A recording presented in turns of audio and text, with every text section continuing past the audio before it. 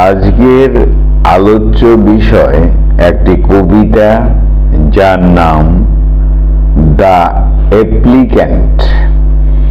The applicant written by Sylvia Plath.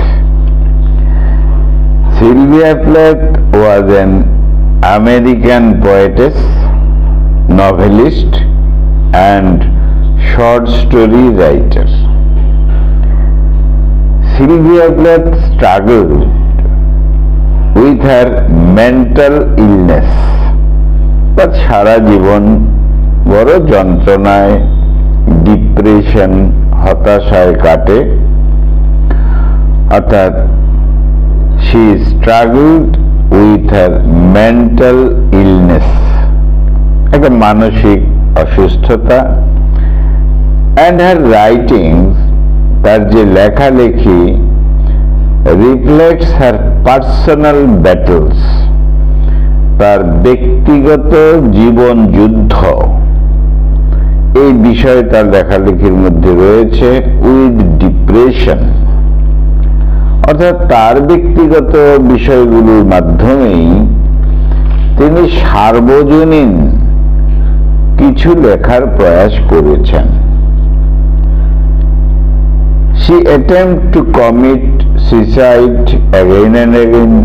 আমরা সবাই জানি বারবার তিনি তার এই মেন্টাল ইলনেসের জন্য আত্মহত্যা করার প্রয়াস করেছেন, and finally ended her life committing suicide. এবং শেষ পর্যন্ত তার জীবনটা এভাবেই শেষ হলো, আত্মহত্যার মাধ্যমে।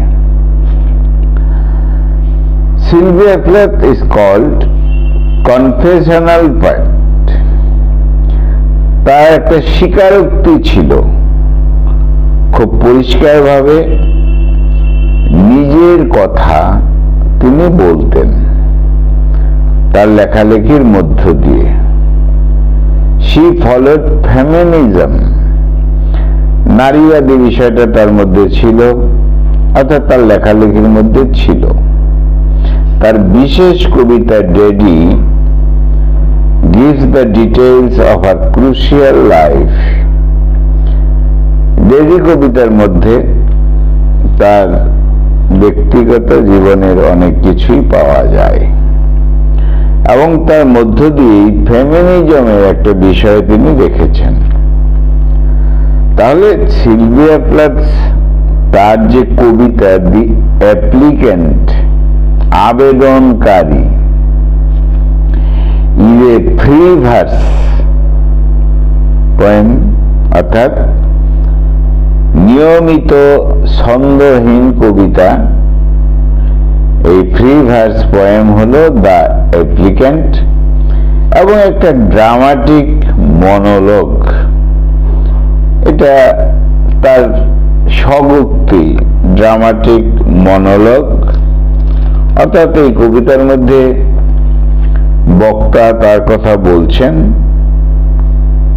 সেখানে শ্রোতা রয়েছে কিন্তু নীরব শ্রোতা, সাইলেন্ট লিসনার্স, ড্রামাটিক মনোলগ।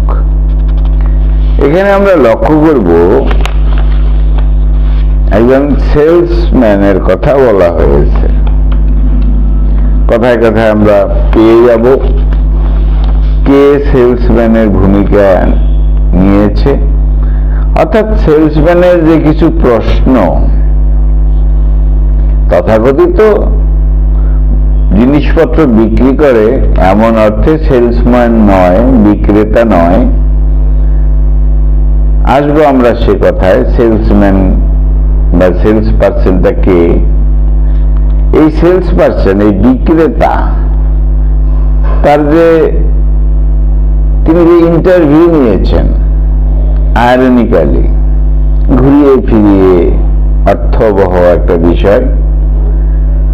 অর্থাৎ এক ব্যক্তির সাথে এই সেলসম্যানের একটা ইন্টারভিউ হচ্ছে। বিষয়টা কি?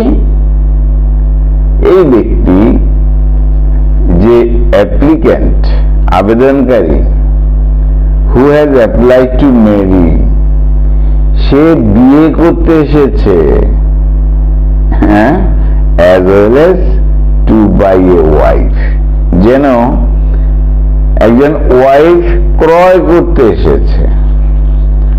সিস্টেমটা তো এমনই, যখন কোনো বিবাহ সংক্রান্ত বিষয়ে কোনো পুরুষ আসে একজন মেয়েকে দেখতে, এমন ভাবে মেয়েকে পর্যবেক্ষণ করে যেন একটা উপকরণ, একটা বস্তু, মেয়েটা যেন একটা বস্তু। অর্থাৎ একটা টিভি, ফ্রিজ কিনতে গেলে যেমন মানুষ পরীক্ষা নিরীক্ষা ইত্যাদি করে, ঠিক এখানেও যেন বিয়ে করতে গেলে, এই ম্যারেজের ক্ষেত্রে যেন যে মেয়েকে দেখা হয় যেন সেই মেয়েটা মানুষ নয়, একটা বস্তু, যেন প্রাণহীন কিছু, তেমন ভাবেই দেখা হয় এবং চয়েস করা হয়। এই সিস্টেমটা যেন রয়েছে। অ্যাকচুয়ালি দ্য পোয়েম স্যাটারাইজেস, এই কবিতার মাধ্যমে তিরস্কার করা হয়েছে এই যে কনজিউমারিজম, যে ব্যাপারটা, যে বস্তুর যে বিষয়টা, এবং প্যাট্রিয়ার্কি অর্থাৎ মেল ডমিনেটেড সোসাইটি। তাহলে এই কবিতার মাধ্যমে কি স্যাটায়ার করা হয়েছে? এই একটা বস্তুতন্ত্রের বিষয়, মানুষ অর্থাৎ মেয়েটি যেন বস্তু, আর ইনডাইরেক্টলি এন্ড ডাইরেক্টলি বলা হচ্ছে মেল ডমিনেটেড সোসাইটির কথা, পুরুষতান্ত্রিক সমাজের যে বিড়ম্বনা সেই কথা, অর্থাৎ প্যাট্রিয়ার্কি, পুরুষতান্ত্রিক সমাজ। এই অ্যাপ্লিক্যান্ট, দ্য অ্যাপ্লিক্যান্ট কবিতাটি পাবলিশ করা হয়েছিল কোথায়? দ্য লন্ডন ম্যাগাজিনে, দ্য লন্ডন ম্যাগাজিন। আর এটা একটা বিশেষ কবিতা, is one of the first poems in Ariel. এই এরিয়ালটা কি? Sylvia Plath collection of poetry, publish করা হয়েছিল 1965।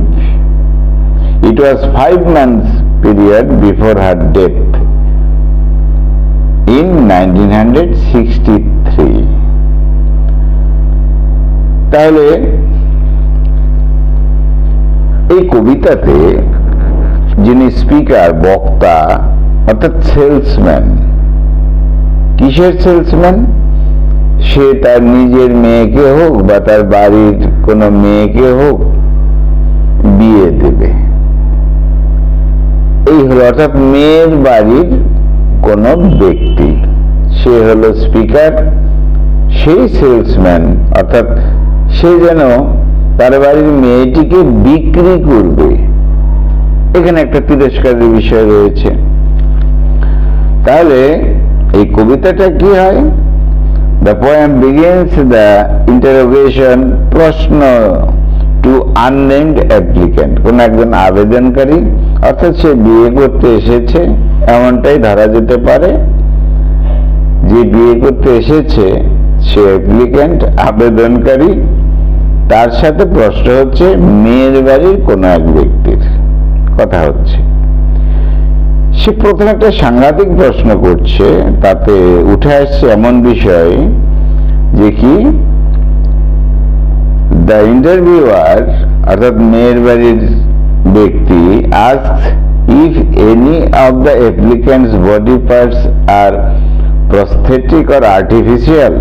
তুমি তো কিছু ক্রয় করতে এসেছো, ব্যাপারটা এমন, অর্থাৎ তুমি আমার মেয়েকে নিতে এসেছো, মানে বিয়ে করতে এসেছো, তো তোমার যে বডি পার্টস, শরীরের বিভিন্ন অঙ্গ প্রত্যঙ্গ, সেগুলো কি আর্টিফিশিয়াল না রিয়াল, কৃত্রিম কিছু না সঠিক?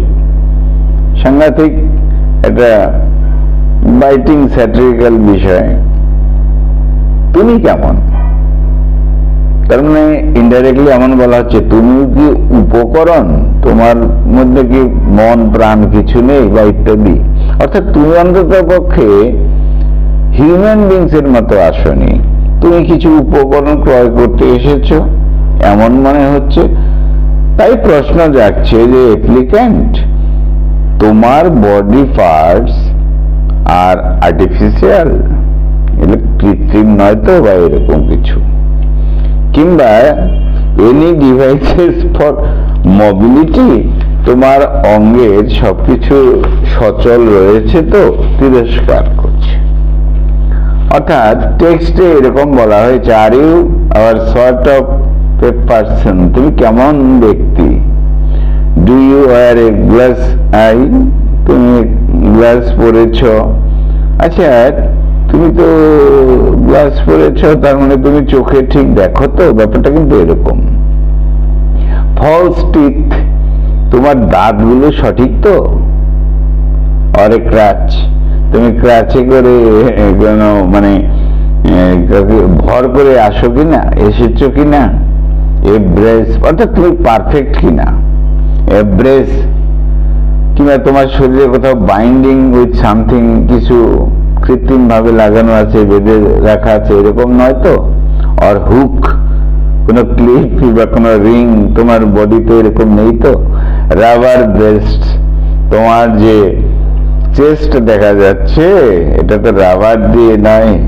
আমরা বিভিন্ন ফিল্মে দেখি অনেক হিরোদেরকে, তারা রাবার ব্রেস্ট দিয়ে যথেষ্ট মাসেল পাওয়ারফুল মনে হয়, এমন কিছু নয় তো। এরকম প্রশ্ন করছে। অর্থাৎ রাবার ক্রাঞ্চ, এমন ভাবে বলা হয়েছে এক্সটার্নাল সেক্স অর্গান, অর্থাৎ সার্বিক ভাবে তুমি একজন পারফেক্ট তো অ্যাপ্লিক্যান্ট। অর্থাৎ এই ছেলেটি, তুমি কি সার্বিক ফিজিক্যালি কিন্তু ওকে, তুমি তো এসেছো। এই প্রশ্ন সাংঘাতিক ভাবে বলা হচ্ছে। কেন? কারণ তুমি যেভাবে অবজার্ভ করছো যেন কোনো জিনিস ক্রয় করতে এসেছো, তাহলে তোমার যে শরীর কেমন, এরপর মনের কথাও আসবে। Stitches to show something missing, তোমার শরীরে এমন কিছু নেই বা কিছু যে নেই আর কি, সেটা সেলাই করে সূচের মাধ্যমে, অর্থাৎ মানে মেডিকেল ব্যবস্থার মাধ্যমে সেটা সেলাই করে রাখা আছে, এমন তো নয়। তুমি পারফেক্ট তো।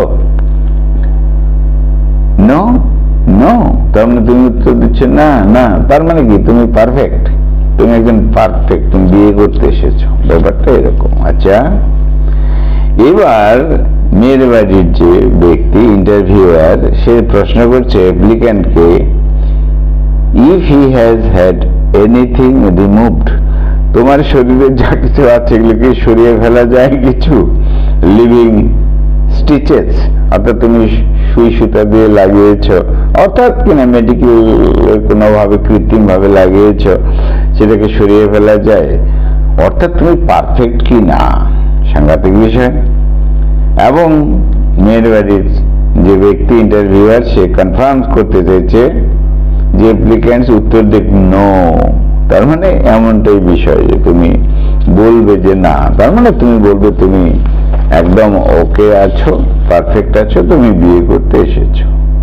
এই এবার ইন্টারভিউয়ার বলছে, বিস্মিত হচ্ছে যে আমাদের কি নিয়ম, কি সিস্টেম, কি অর্গানাইজেশন, অর্থাৎ আমরা যারা মেয়ের বাড়িতে এসে, এই যে অর্গানাইজেশন, আমরা মেয়ের বাড়ির লোক, is able to give him anything, আমরা তোমাদেরকে সবকিছু দেব, মানে আমার মেয়েটা আমার সর্বোচ্চ, আমার আশা, ভবিষ্যৎ, স্বপ্ন, মন প্রাণ তো আমার মেয়েটা, তাকে তোমার হাতে তুলে দেবো, এটাই তো কথা।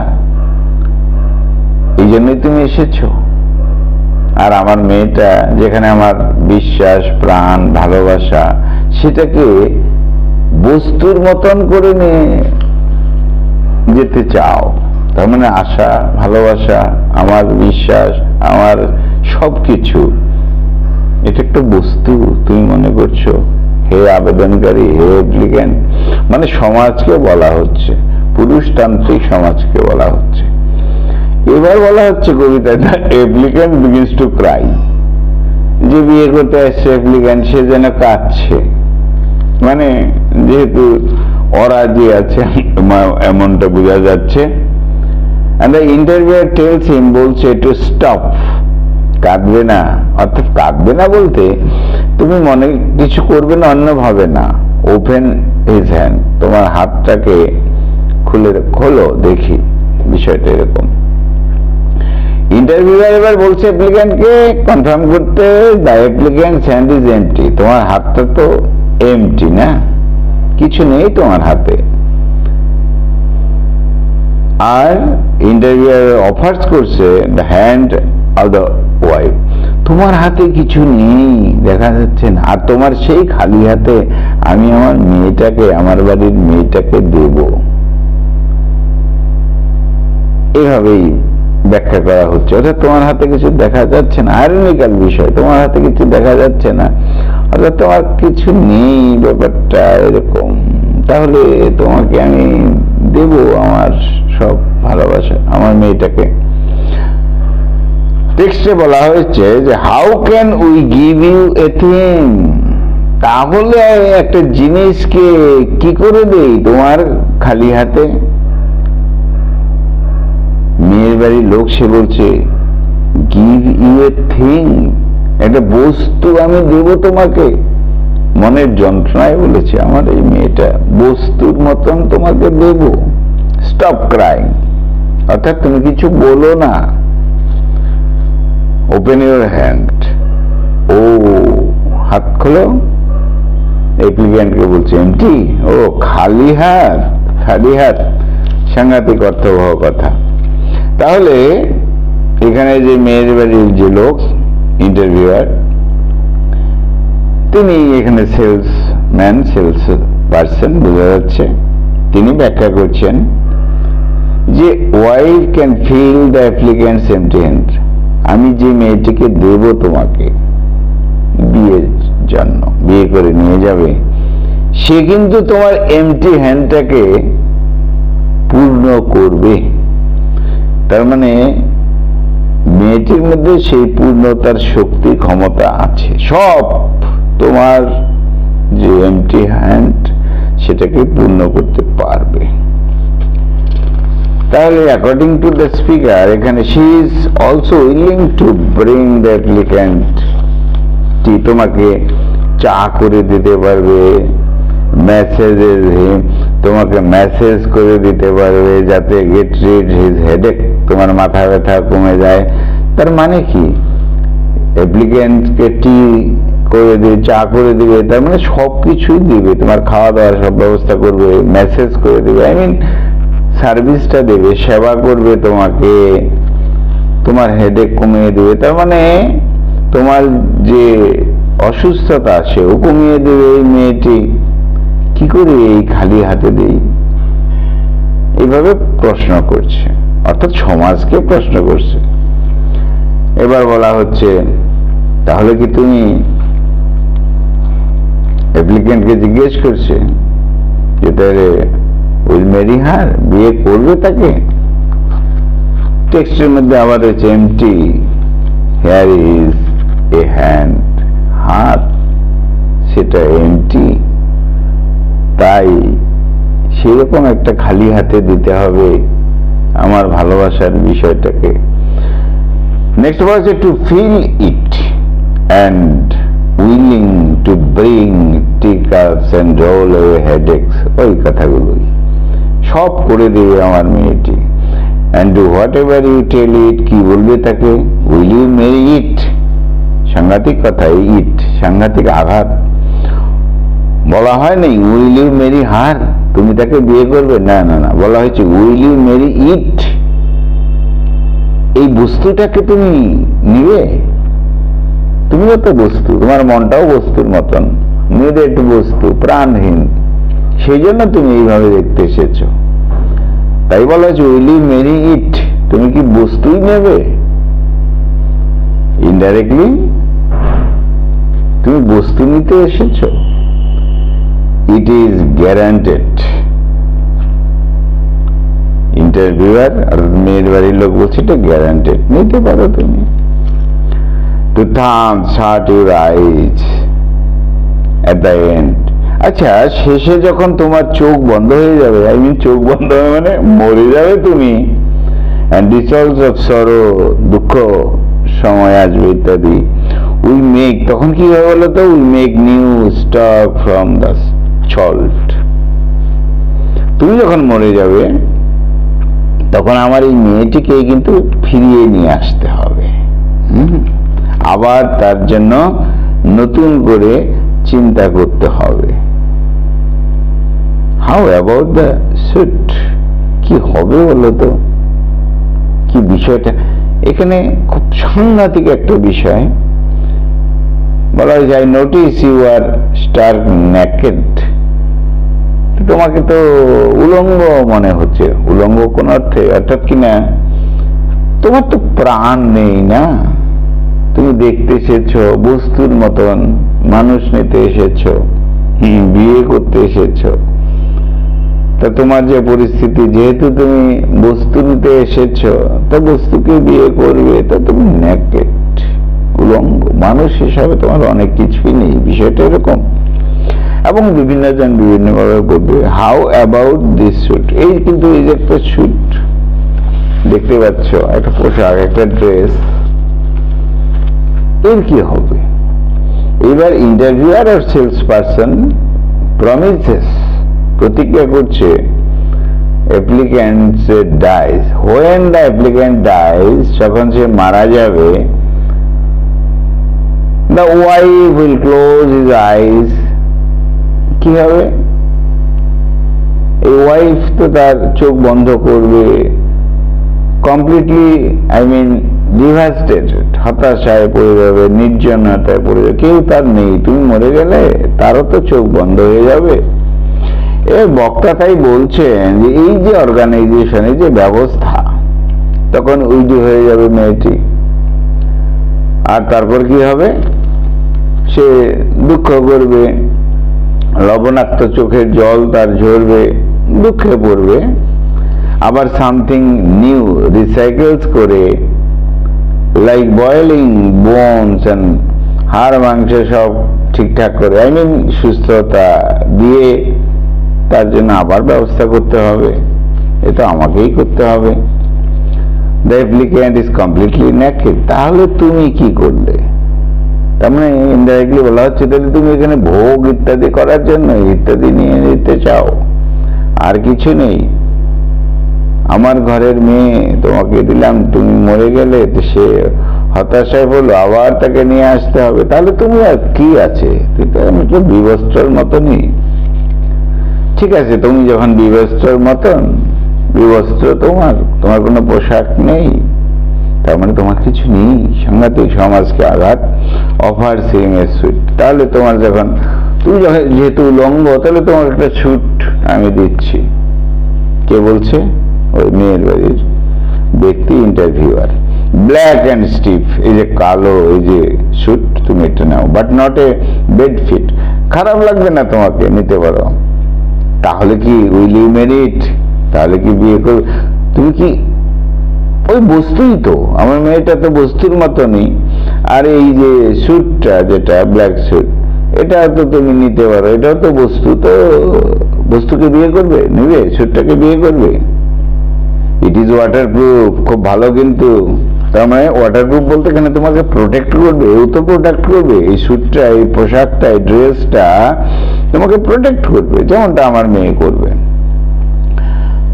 তো এগেইনস্ট ফায়ার, আগুন লাগবে না এমন একটা বিষয় আছে, একে বম ফেলে দিলেও কিছু হবে না, তুমি কিন্তু ভালোই থাকবে। বিলিভ মি, আমাকে বিশ্বাস করো, তুমি যখন মরে যাবে না, অ্যাপ্লিক্যান্টকে বলছে, তখন তোমাকে যে কবরস্থ করা হবে, এই স্যুটটার দিয়েই করা যেতে পারে। তাহলে বিষয়টা কেমন হলো? তাহলে এখানে যে ব্ল্যাক স্যুটের কথাটা বলা হচ্ছে, এটি নিয়ে গভীর একটা তথ্য রয়েছে। তাহলে স্পিকার এবার বলছে অ্যাপ্লিক্যান্টকে টু বাই দ্য স্যুট, তুমি তাহলে এক কাজ করো, আমার মেয়েটাকে কি ক্রয় করবে, তাহলে স্যুটটাকে ক্রয় করে নিয়ে যাও, অনেকাংশে সেও তো তোমাকে হেল্প করবেই, আমার মেয়েটা সেও তো বস্তুর মতো, তাহলে তাই, কারণ তুমি তো এটাকে ওকে তো বস্তু হিসাবে নেওয়ার জন্য এসছো, নাকি will Mary the potential wife, নাকি প্রকৃত মানবিক ওয়াইফকে নিতে এসেছো, প্রশ্ন করা হচ্ছে। এবার স্পিকার বলছে দ্য স্যুট ইজ, এটা তো ডিস্ট্রয় হবে না, উড নট রুইন ইট, ধ্বংস হবে না, তো নিতে পারো। তো যাই হোক, স্পিকার অ্যাপ্লিক্যান্টকে বলছে টু ট্রাস্ট, আমাকে বিশ্বাস করো, কি যে he will be buried in it, এই যে পোশাকটা বলছি, স্যুটটার কথা বলছি, এটাই তো তোমার কবরের শেষ মুহূর্তে কাজে লাগবে, অনেকটা সেরকম। নেক্সট বলা হচ্ছে now your head excuse me is empty, অ্যাপ্লিক্যান্টকে বলা হচ্ছে আমি তো মনে হচ্ছে তুমি ঠিক মতো উত্তর দিতে পারছো না, তোমার ব্রেনটা একারে গেছে, কিছু নেই এর মধ্যে, তো হে মানুষ, তোমার মস্তিষ্কে কিছু নেই, তুমি একজন মেয়েকে, একজন নারীকে বস্তু হিসাবে চিন্তা করো, বিষয়টা এরকম। কাম হিয়ার, আসো এখানে, আসো কাছে আসো। তো well what do you think of that, তাহলে এই বিষয়ে কি ভাবছো? Naked as paper to start, কি ভাবছো? আবেদনকারী, উলঙ্গ আবেদনকারী তুমি, মানে মানুষ, তুমি তো উলঙ্গ। তাহলে এখানে যে কথা বলা হয়েছে সিগনিফিকেন্স, যথেষ্ট যথেষ্ট এর সিগনিফিকেন্স রয়েছে। ব্রেইনলেস বলা হয়েছে অ্যাপ্লিক্যান্টকে, তবে মানুষ এখনো ফেমিনিজম বিশ্বাস করে না, নারীবাদীকে, নারীদের মূল্য দেয় না, এজ এ হিউম্যান বিং তাদের মানা হয় না, এই জন্য ব্রেইনলেস বলা হয়েছে। যাই হোক, তাহলে বারবার বলছে what the applicant should buy, তাহলে কোনটা ক্রয় করবে, কি ক্রয় করবে? এবার অ্যাপ্লিক্যান্টকে চিন্তা করছে, চিন্তা করো, ভাবো, বুঝে নাও। The speaker claim that her value, তবে ভাববে তার ভ্যালু, মেয়ের তার ভ্যালু রয়েছে। she will match the worth of silver after 25, 25 বছর বয়সে সে সিলভারের মতো হবে, যদি তাকে মানুষ ভাবতে পারো। এই মেয়েটি 25 বছর পরেও কিন্তু সে সিলভারের মতো থাকবে, তার মানে এত কিছু তোমার সংসারের জন্য, তোমার জন্য, তোমার ভবিষ্যতের জন্য করবে, সিলভার হবে।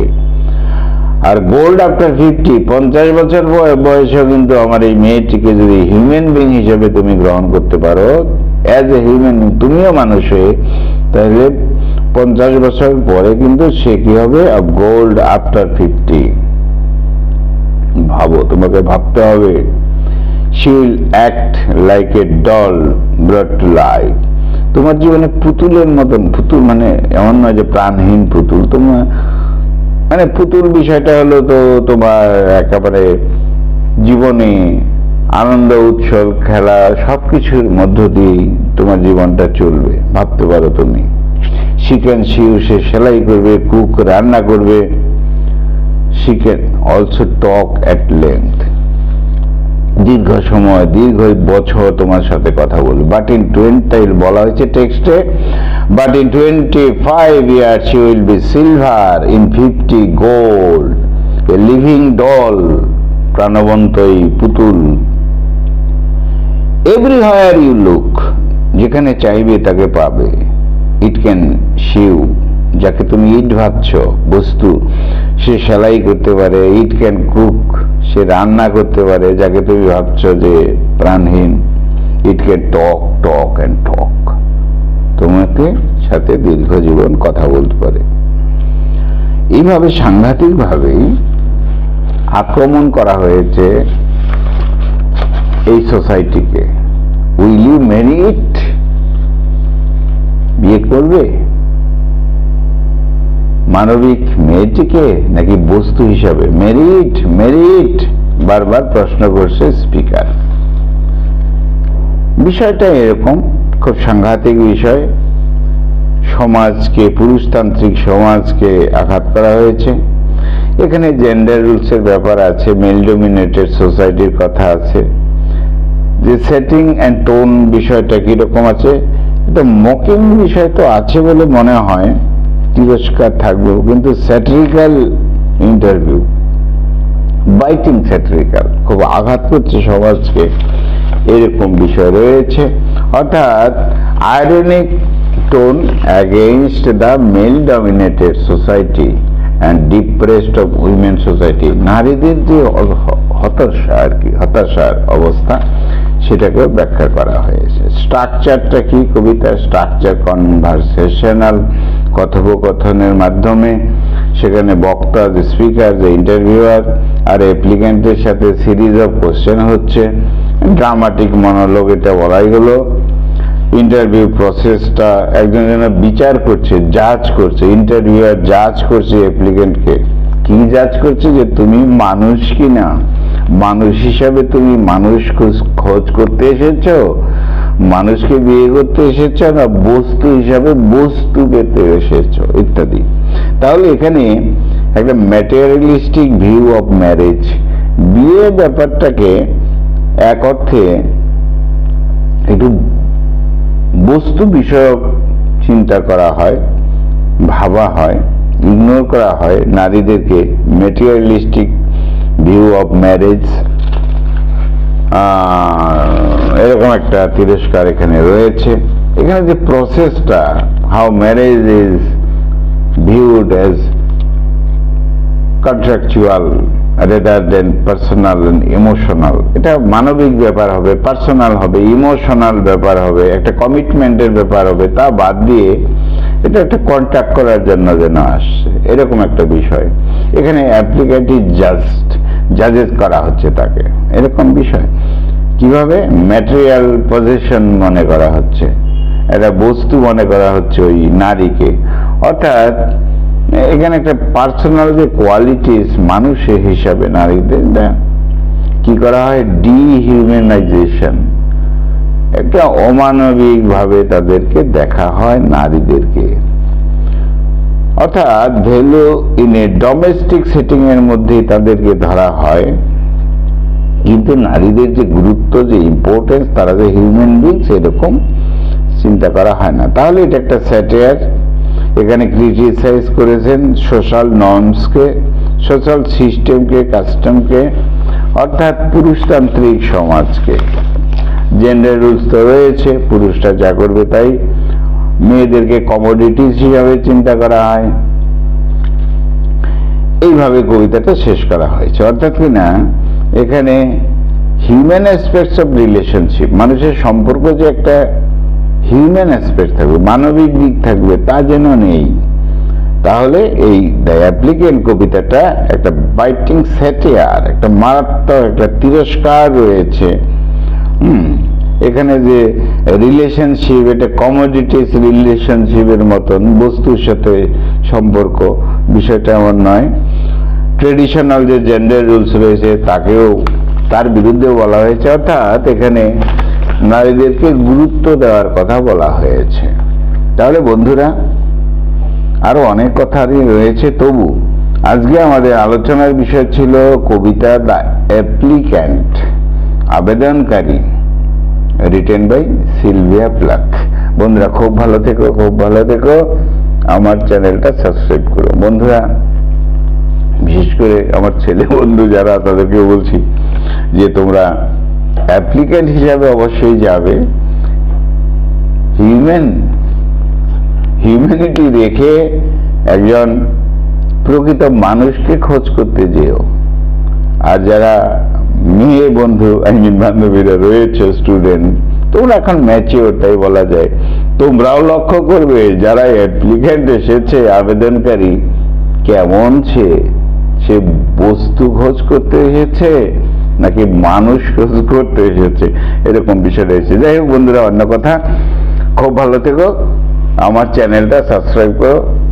আজকে আমাদের আলোচনার বিষয় ছিল the poem The applicant, written by Sylvia Plath. Thank you.